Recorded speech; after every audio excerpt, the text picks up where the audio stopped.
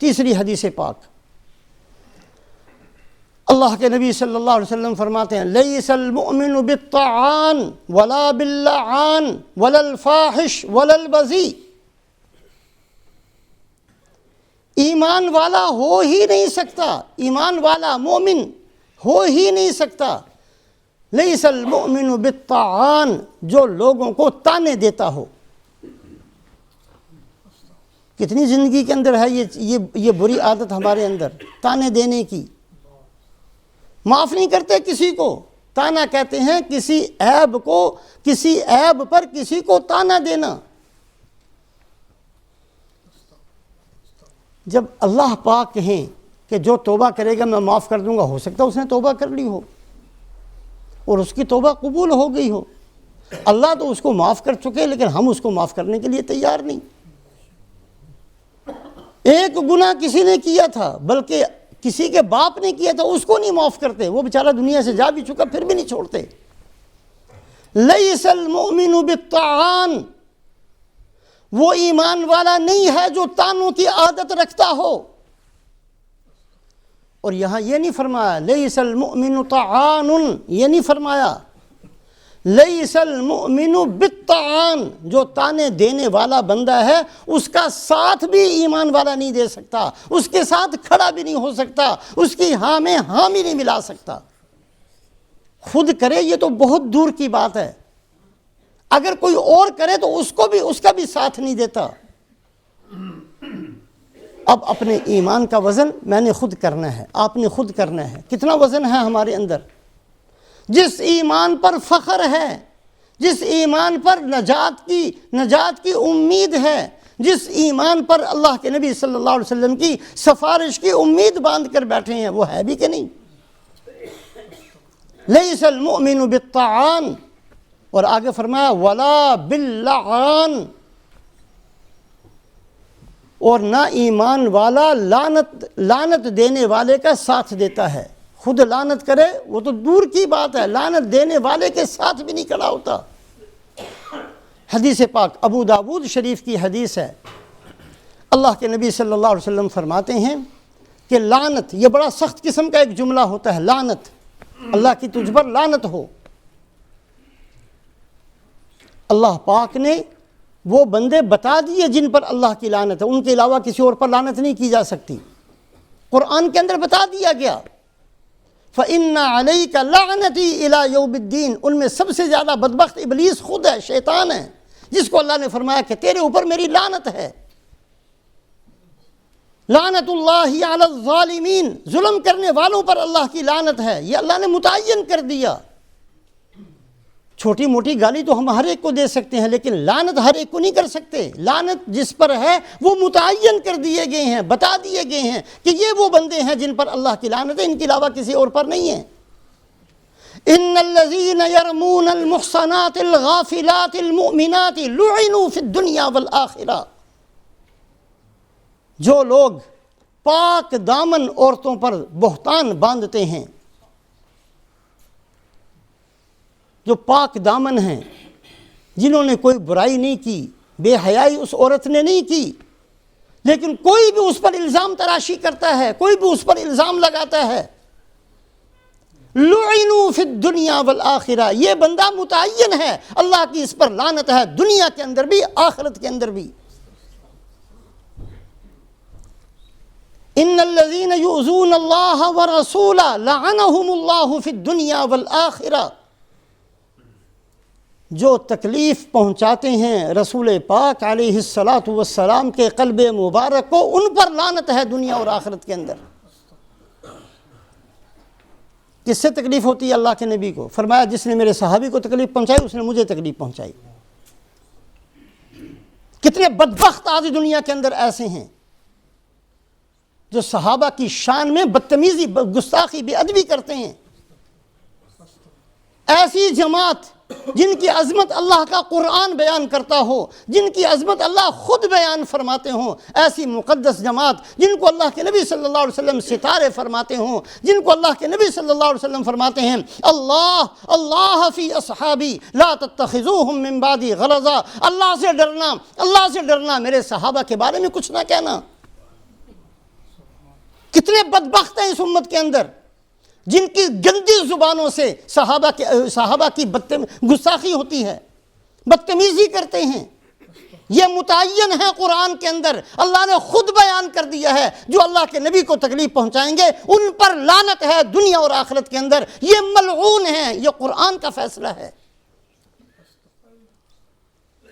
لعنت کس پر کرنی ہے؟ وہ متعین ہیں وہ بندے، اس کے علاوہ نہیں کی جا سکتی۔ اب اگر کسی آدمی نے کسی پر لعنت کی، ابو داؤد شریف کی روایت ہے کہ یہ لعنت، یہ جملہ، یہ گالی، یہ آسمانوں پر جاتی ہے،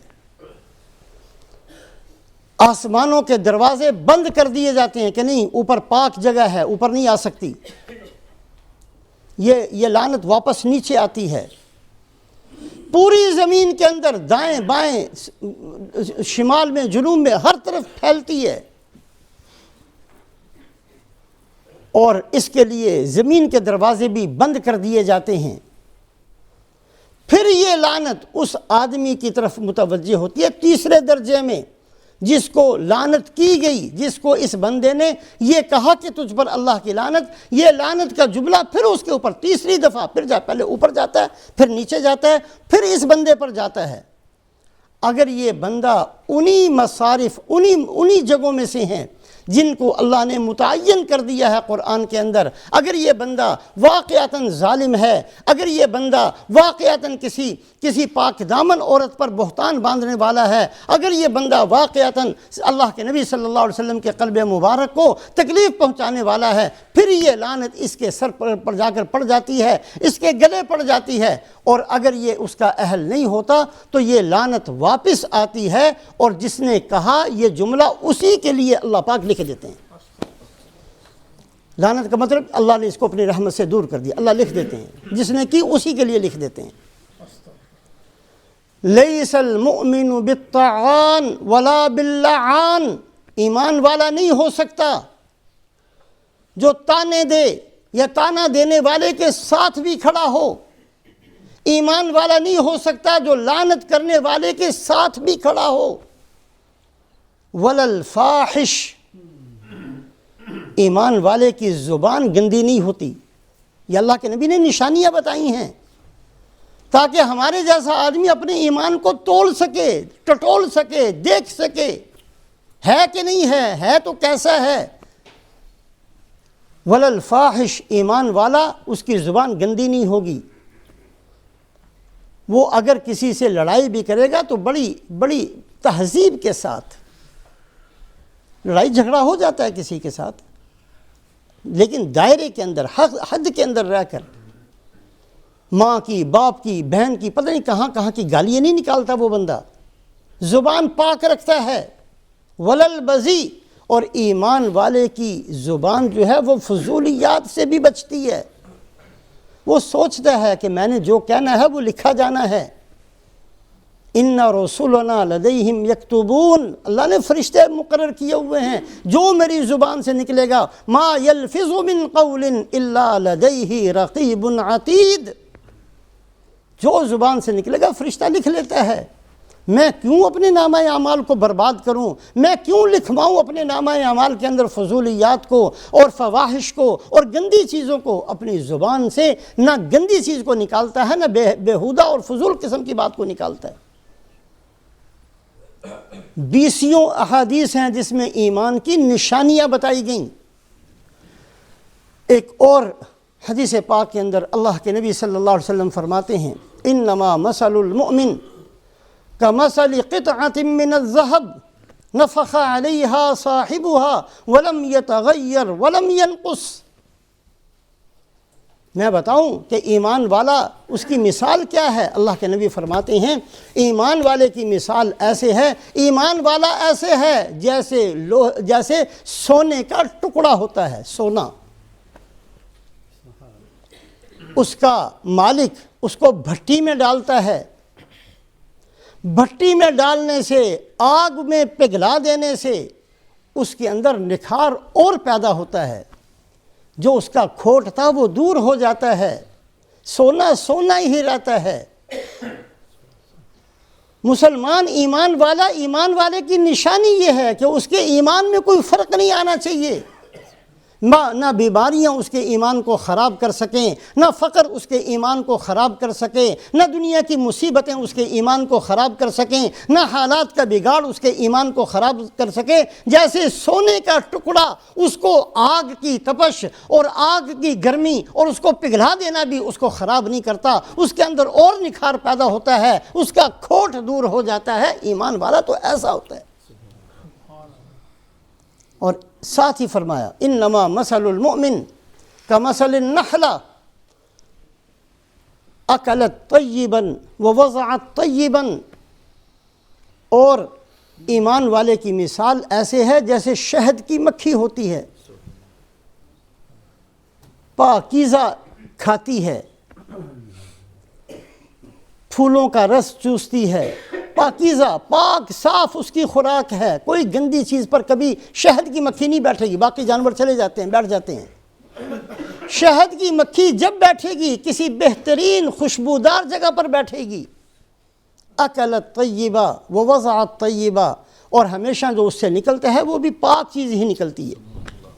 ایمان والا یہ ہے، اس کی خوراک بھی پاک ہے، جو اس کے اندر جاتا ہے وہ پاک ہے، جو اس کے اندر سے نکلتا ہے وہ بھی پاک ہے۔ وہ آنکھ سے جو دیکھے گا وہ پاکیزہ دیکھنا ہوگا، وہ جو زبان سے بولے گا وہ پاکیزہ بولنا ہوگا، وہ جس مجلس کے اندر بیٹھے گا وہاں پاکیزگی کی باتیں ہوں گی، وہاں قرآن کی بات ہوگی، وہاں حدیث کی بات ہوگی، وہاں نیک لوگوں کی بات ہوگی۔ اکلت طیبہ ووضعت طیبہ، اللہ کے نبی صلی اللہ علیہ وسلم نے ایمان کی نشانی بتائی۔ قیامت والے دن ایمان رائی کے دانے کے برابر، اس سے کم، اس سے کم، اس سے بھی کم ہوا تو جہنم سے جان چھوٹ جائے گی۔ لیکن ایمان کو دنیا میں ہم نے ٹٹولنا ہے، دیکھنا ہے۔ یہ 20 روایات جو ابھی کم سے کم 4 حدیثیں اس مجلس کے اندر بیان ہوئی ہیں، ان نشانیوں کو ہم دیکھیں ہمارے اندر موجود ہیں کہ نہیں ہیں۔ نہیں ہیں تو ان کو پیدا کرنے کی ہم کوشش کریں، اس لیے کہ میرا مسئلہ میرے رب کے ساتھ اور آپ کا مسئلہ آپ کے رب کے ساتھ۔ کسی بندے نے کسی کو نہیں کہنا کہ تیرا ایمان تھوڑا ہے یا زیادہ ہے، یہ ہم نے خود دیکھنا ہے، ہم نے خود سنبھالنا ہے، ہم نے خود اس کی حفاظت کرنی ہے، ہم نے خود اس میں اضافہ کرنا ہے، ہم نے خود اپنے ایمان کو ساتھ لے کر جانا ہے۔ اللہ پاک ہم سب کو عمل کی توفیق نصیب کرے۔